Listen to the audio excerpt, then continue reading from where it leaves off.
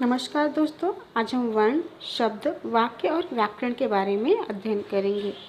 दोस्तों, मुंह से निकलने वाली ध्वनियाँ जिनके टुकड़े नहीं किए जा सकते वर्ण या अक्षर कहलाती है। अर्थात वो आवाज़ जो हमारे मुख से निकलते हैं उसका छोटे से छोटा हिस्सा जिसका और टुकड़ा नहीं हो सकता है वही अक्षर या वर्ण कहलाती है। अक्षर शब्द दो वर्णों के योग से बना है। अ धन क्षर, जिसका अर्थ होता है जिसका क्षर न किया जा सकता हो, अर्थात जिसका क्षरण न किया जा सकता हो, जिसको और काटा छाटा न जा सकता हो, उसे ही अक्षर कहते हैं। वर्णों का निश्चित क्रम वर्णमाला कहलाता है। अर्थात वर्णों को जब हम एक निश्चित क्रम में रखते हैं उसे ही वर्णमाला कहते हैं। वर्णमाला में दो प्रकार के वर्ण हैं, स्वर और व्यंजन, जिनका अध्ययन हम लोगों ने छोटी कक्षाओं में किया है कि वर्णमाला में स्वर और व्यंजन दोनों का ही समावेश होता है। तो आइए देखते हैं वर्णमाला में क्या क्या चीज़ें शामिल हैं। तो अ से लेकर के ह तक जितने भी वर्ण हैं वो सब वर्णमाला में सम्मिलित किए गए हैं। इसके अतिरिक्त भी कुछ संयुक्त व्यंजन होते हैं और कुछ अनुस्वार, अनुनासिक और विसर्ग भी होते हैं। आइए अब आगे देखते हैं। सबसे पहले हम ऊपर के वर्णों को जोड़ करके एक शब्द बनाने की कोशिश करते हैं। ल, धन, क, धन्म, लकम। इस शब्द से किसी भी तरह का अर्थ नहीं निकल रहा है कि लकम का अर्थ क्या होता है, इसलिए इसे हम शब्द नहीं कहेंगे। यह मात्र क्या है, वर्णों का एक योग है, वर्णों का एक समूह है। अब दूसरा पढ़ने की कोशिश करते हैं। क, धन, म, धन, ल, कमल।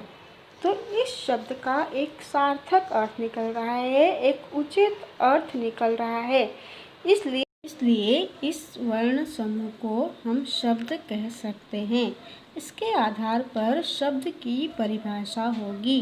वर्णों का वह उचित योग जिसका कोई सार्थक अर्थ निकलता है उसे शब्द कहते हैं। अब इस वाक्य को पढ़ते हैं। रही धूप निकल है। दोस्तों, अगर इस वाक्य को हम पढ़ते हैं तो इसका कोई उचित अर्थ नहीं निकल रहा है, रही धूप निकल है। लेकिन अगर हम नीचे के वाक्य को पढ़ते हैं, धूप निकल रही है, तो इसका कोई उचित अर्थ निकल रहा है। इसलिए जो दूसरा वाला वाक्य है इसे हम वाक्य कह सकते हैं। जो पहला वाला वाक्य है उसका कोई उचित अर्थ नहीं निकल रहा है तो हम उसे मात्र शब्दों का समूह कह सकते हैं। तो वाक्य होने के लिए ज़रूरी होता है कि शब्दों का उचित स्थान पर लेखन किया गया हो या बोलते समय शब्दों को उचित जगह पर रखें और उसका कोई एक अर्थ निकलना चाहिए, तभी हम उसे वाक्य कह सकते हैं। आइए अगला वाक्य देखते हैं। बच्चा खेल रहा है। तो इस वाक्य का भी एक उचित अर्थ निकल रहा है, इसलिए इसे हम वाक्य कह सकते हैं। इसी आधार पर वाक्य की परिभाषा देखते हैं। शब्दों का सार्थक और व्यवस्थित समूह वाक्य कहलाता है। अर्थात जिन शब्दों का हम वाक्यों में प्रयोग करते हैं उन शब्दों का कुछ अर्थ निकलना चाहिए और साथ ही उन शब्दों को व्यवस्थित ढंग से रखा हुआ होना चाहिए या लिखा हुआ होना चाहिए, तो उसी के ही समूह को हम वाक्य कह सकते हैं। अब इन वाक्यों को देखते हैं। लड़का दौड़ रही है। तो यहाँ पर लड़का जो है एक वचन है, लेकिन यहाँ पर क्रिया में अनेक वचन का प्रयोग किया गया है शब्द आया है और रही शब्द आया है। लड़का के लिए रही शब्द, ये तो लड़कियों के लिए शब्द प्रयोग में आता है ना, लड़की दौड़ रही है। अब देखिए, यह वाक्य व्याकरण की दृष्टि से क्या है, अशुद्ध है। तो व्याकरण का काम क्या होता है? हमें किसी भी भाषा की शुद्धता के विकास में मदद करता है, इसलिए हम व्याकरण का अध्ययन करते हैं। दूसरा वाक्य देखते हैं। लड़का दौड़ रहा है। यह वाक्य व्याकरण की दृष्टि से शुद्ध है। तो यह जो है व्याकरण के नियमों का पालन करता है, इसलिए हम व्याकरण का अध्ययन करते हैं। मधुमक्खी फूलों से शहद बनाता है। इस वाक्य में मधुमक्खी जो है स्त्रीलिंग है, लेकिन क्रिया में बनाता है शब्द आया हुआ है, अर्थात यह पुल्लिंग शब्दों के लिए सहायक है। तो क्रिया की दृष्टि से भी ये वाक्य क्या है? अशुद्ध है। और क्योंकि चित्र में एक से अधिक मधुमक्खियाँ दी गई हैं, तो वचन के हिसाब से भी यह वाक्य क्या है? गलत है। दूसरा वाक्य है मधुमक्खियाँ फूलों से शहद बनाती हैं।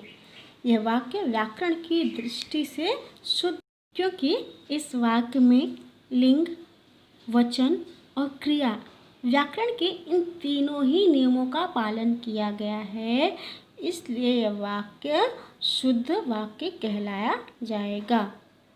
आइए अब व्याकरण की परिभाषा देख लेते हैं।